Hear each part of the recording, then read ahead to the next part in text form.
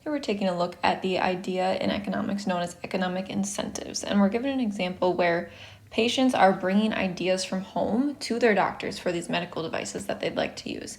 And we're discussing the economic incentives for the doctors to be on board with this idea, to get used to the idea of their patients bringing information to them rather than them being the ones providing the information.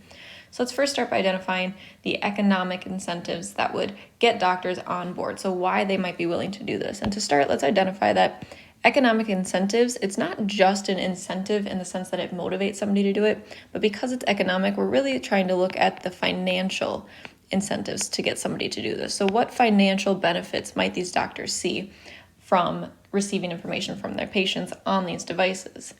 Well, it could be a matter of saving time.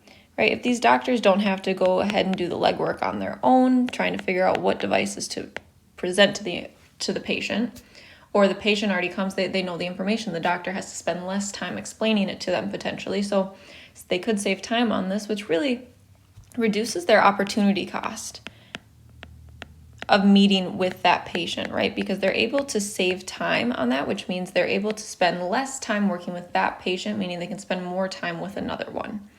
Now, some incentives not to get on board here, it could be similar to what we just said, saving time, right? Even though that could be a benefit, that could also be a disincentive in the sense that these doctors are now losing time with patients. So maybe these doctors get paid by the hour potentially. I mean, most likely not, they're probably salaried. However, we may see that these doctors end up losing money because they're now spending less time with their patients.